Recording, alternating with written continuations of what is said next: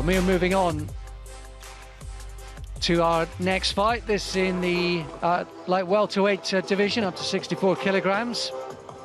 And Milana Safronova, with plenty of experience, she'll be fancied and perhaps confident to win this tonight against the late replacement. She is 30 now, several times national representing India, champion. And she's up against the youngster, only 19, Lalbuatsaihi, who's a bit of a late call-up and making the most of the opportunity. His second round stoppage, who made short work of her opponent in the previous round. And I guess in some ways, she might come here with a free slate, a free mind, almost feeling like she's got nothing to lose. Certainly, perhaps maybe a little unlucky not to be on the plane in the first place, but she's here now and she's certainly trying to make it pay.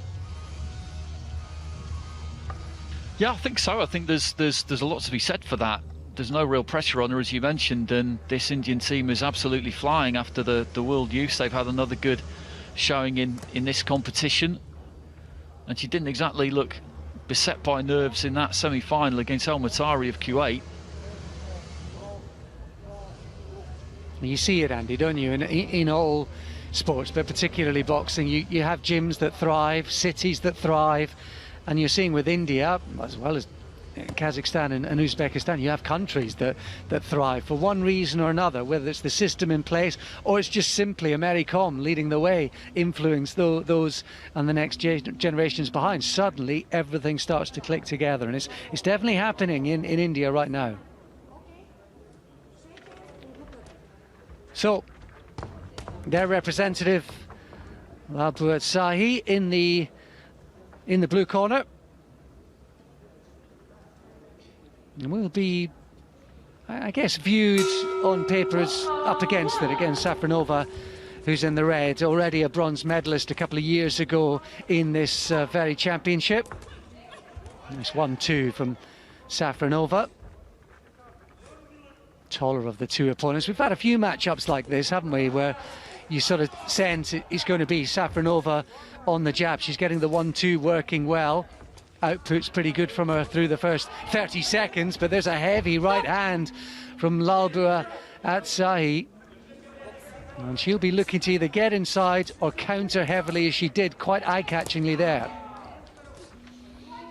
Yeah, she's not going to mess around, is she, the Indian fighter? She came straight out of her corner across the ring and just started to let her hands go immediately. Safronova, I think, was possibly slightly surprised by that, but she seems to have found her range quite quick, the fighter in red, but she will need to keep popping out that jab right hand, that 1-2. As soon as she neglects it, then the Indian fighter will be all over her. It's as simple as that. And she is, as you say, Andy, she is just kind of popping it.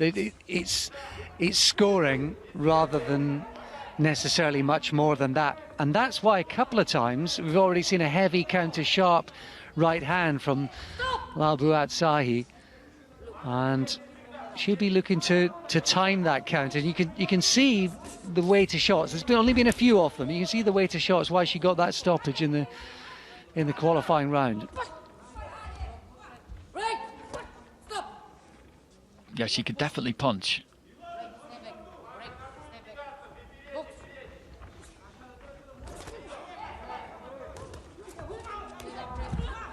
She's looking for it, isn't she?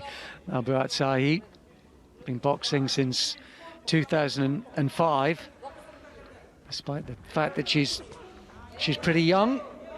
Certainly motivated more so than ever, having been left out originally from the squad. Nice punch, 1-2 from her out of the clinch. She looks like she's just starting to work into this and maybe unsettling Safronova slightly. The head guard might have just become a little displaced.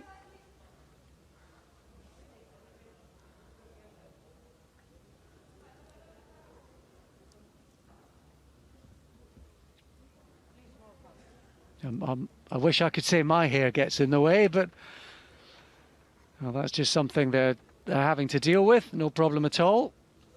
Be interesting to see what happens now, won't it? Because they both had a little bit of a breather heading into the final 30 seconds or so of round one, because when this break came, you would probably say that on balance Safronova had her nose in front in the round because she'd done the cleaner punching. As you mentioned, though, none of it was particularly heavy. It hasn't bothered Lalbuatsaihi, who would have figured out by now, really, I'd have said that Safronova can't really hurt her and she just needs to walk through her. And if she can finish strong in this round, well, she needs to finish strong in this round. And it looks as though she's, just slightly bundled over there, I think, Safronova. And the referee was right on the spot, ruling it accordingly so. But yeah, I think she knows, Lalbuatsaihi, she knows exactly what she has to do.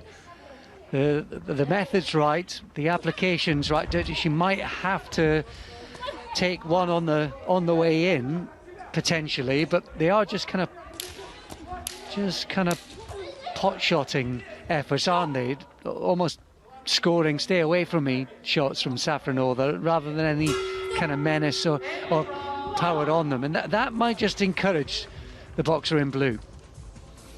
I think so. I think Safronova's won that round because she was more accurate of the two, but I don't think that Lalbuatsaihi is going to go into rounds 2 or 3 with any particular fear. She's going to have to do this the hard way, as you said. She's going to have to wear a couple to get into range and let her own hands go, and that's just how she's going to have to do this. There's no other way. Every now and again she just sits down a little bit more on a 1-2 Safronova, and it looks capable of just stopping Lalbuatsaihi in her tracks, and she's probably going to need to do that a little bit more, because in rounds 2 and 3 now the Indian fighter's going to have to come after her, and I think she will. I don't think she's got any problem doing that.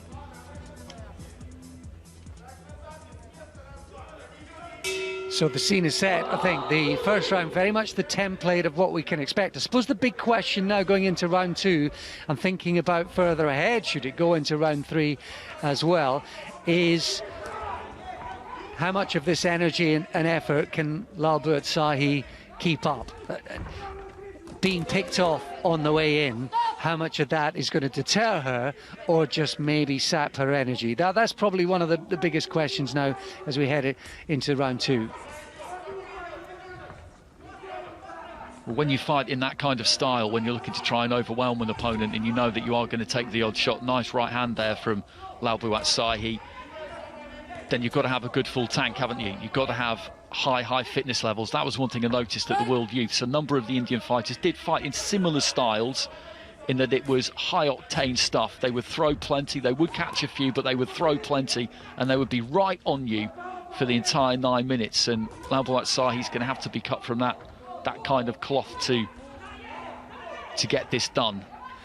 She's unnerving, Safronova here. It's been a really good first minute for her, and I think the crucial change tactically between rounds is Lalbuatsaihi is, as she closes the gap, she's thrown the right hand on the way in, and that is starting to bear some fruit for her. She's landing it just about every time, and she's not having to work all that hard to do so. So already this pressure attack from Lalbuatsaihi just seems to be unsettling Safronova, and the way that she's kind of popping away with the jab, Safronova, I think it's the right tactic and it's the right application from Lalbuatsaihi.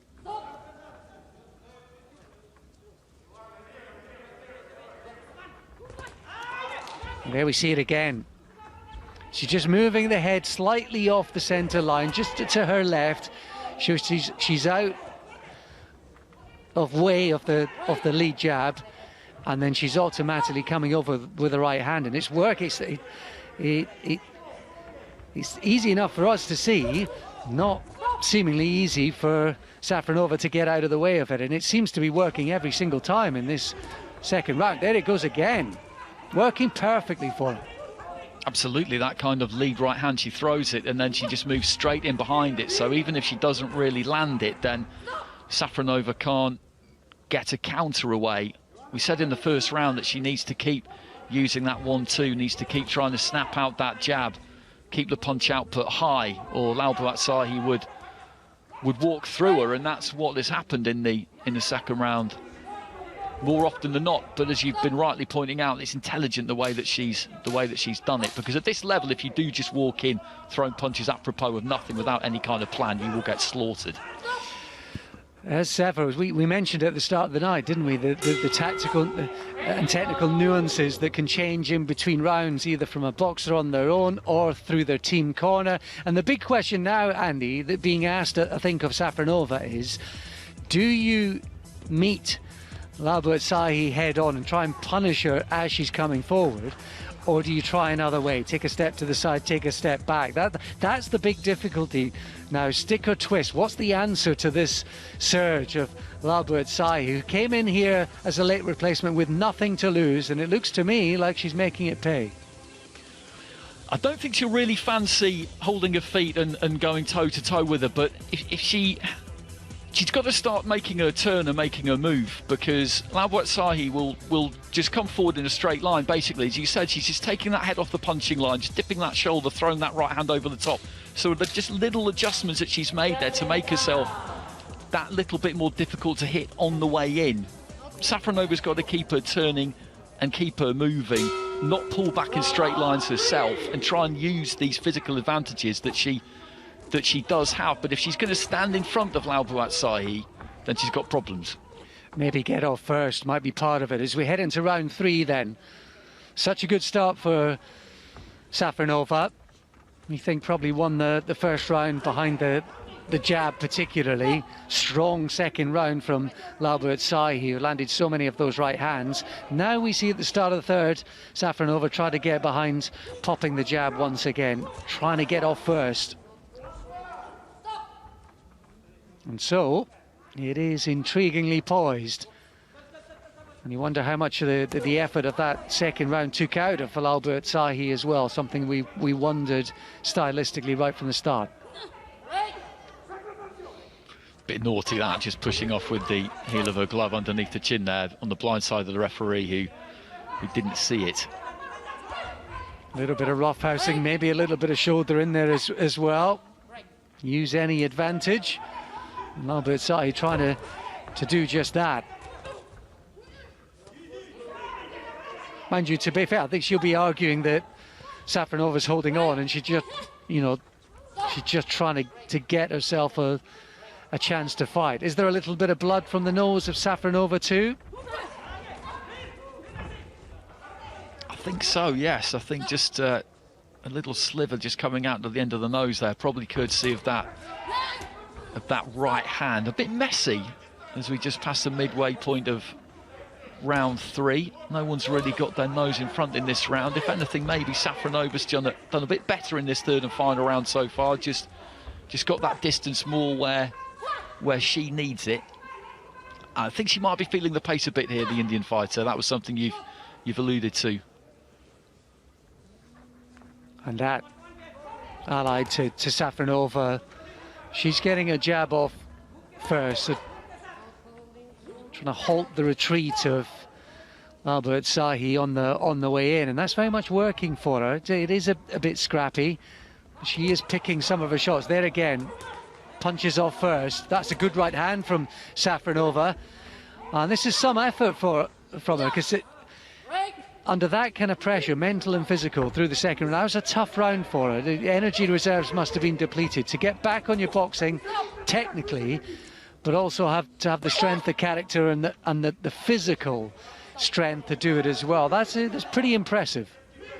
Yeah, she's dug in, hasn't she, this third and final round. Maybe just put a little bit more meat on that 1-2, set her feet a touch more. And what's been quite clever too is that she's taken a trick out of Lalbuatsaihi's book to an extent, whereas Lalbuatsaihi would throw that single right hand and then move straight in. She's thrown that 1-2 and then moved straight in behind it and looked to tie her up. And it's what you were talking about earlier, throughout the course of these 3-minute rounds, it's a sprint, this format, but there's just so much that goes into it. You can't afford to make too many mistakes, but what you can't afford to do is not be able to react to what your opponent does when they change up. You have to change up again. It's as you said, it's move followed by move followed by move, and that was a good example of it in that fight there, I think.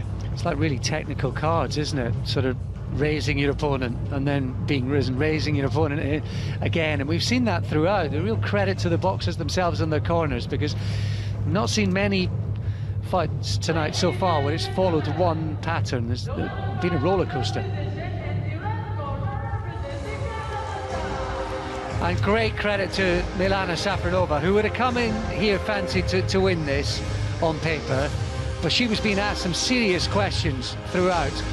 She won it on 3 of the cards by 3 rounds, but the other 2 she lost by a point, and the other 2 was how Andy and I largely saw it. But great credit to the way she turned that around, because that was set up for Lalbuatsaihi to finish strongly, and she found another gear, she found another answer.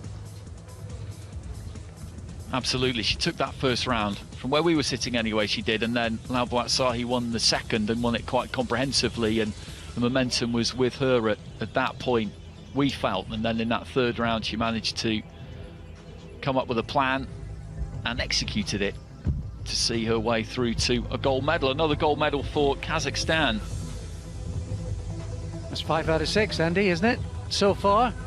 What a fantastic return for them. And still plenty more to come. They've still got 3 more finalists from the forward as well. So that's a splendid return with the promise of more. Well, we've got another Kazakhstan against Uzbekistan final coming up at a welterweight next in the ring. Valentina Kaltova of Kazakhstan, Navbakor Kamedova of Uzbekistan.